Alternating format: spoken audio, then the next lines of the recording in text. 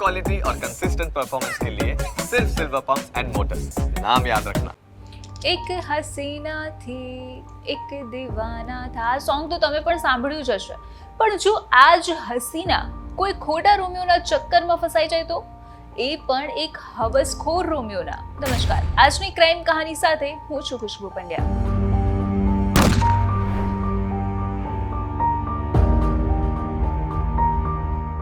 Romeo, Juliet, Laila Majnu, શિરે Farhad, આ પ્રેમિयों प्रेम कहानी बधाने याद है.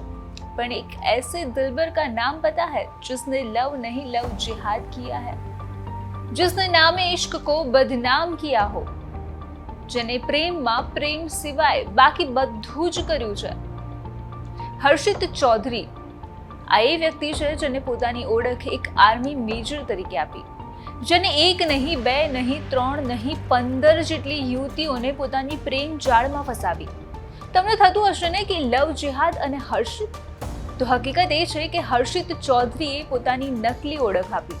તેનું અસલી નામ છે મોહમ્મદ શહબાઝ, જે એક મુસ્લિમ યુવક છે. પણ સવાલ એ છે કે કોણ છે આ હર્ષિત ઉર્ફ શહબાઝ અને કઈ રીતે તે યુવતીઓના સંપર્કમાં આવતો હતો?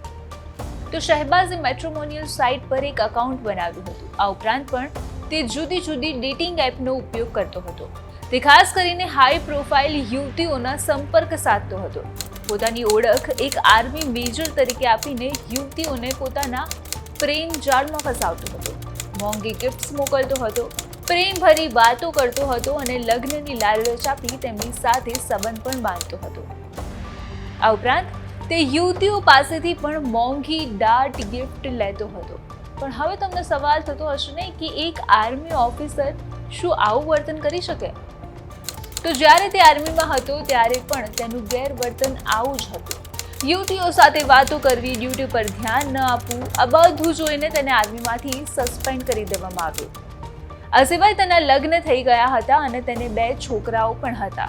પણ તેની પત્ની સાથે તેનું બનતું નહોતું. વારંવાર થતા ઝઘડાઓને કારણે તેની પત્ની પણ તેના સાથે નહોતી રહેતી અને પછી તે ઓનલાઈન એપના માધ્યમથી અલગ અલગ યુવતીઓના સંપર્કમાં આવવા લાગ્યો અને પોતે હિન્દુ છે તેવી ઓળખ આપીને કેટલી છોકરીઓને ફસાવી.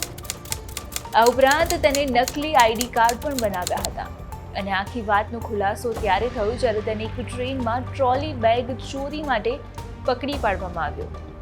પોલીસે પૂછતાછ કરી તો તેને આર્મી જવાન તરીકે પોતાની ઓળખ આપી અને જ્યારે પોલીસે તપાસ કરાવી તો હર્ષિત ચૌધરીની આખી હકીકત સામે આવી. ત્યારબાદ હર્ષિત ઉર્ફ મોહમ્મદ શહબાઝની ધરપકડ કરવામાં આવી અને હવે પોલીસ તપાસ કરી રહી છે કે તેને કેટલી યુવતીઓને લવ જિહાદમાં ફસાવી છે, કેમ કે તેને એક યુવતી સાથે તો લગ્ન પણ કરી દીધા હતા અને પછી તેના ઘરે પહોંચતા આ યુવતીને આખી હકીકતની ખબર પડી હતી. મોહમ્મદના ફોનમાં કેટલીક યુવતીઓના ફોટોસ પણ મળી આવ્યા છે અને તે ફક્ત હિન્દુ યુવતીઓને જ પોતાનો શિકાર બનાવતો હતો.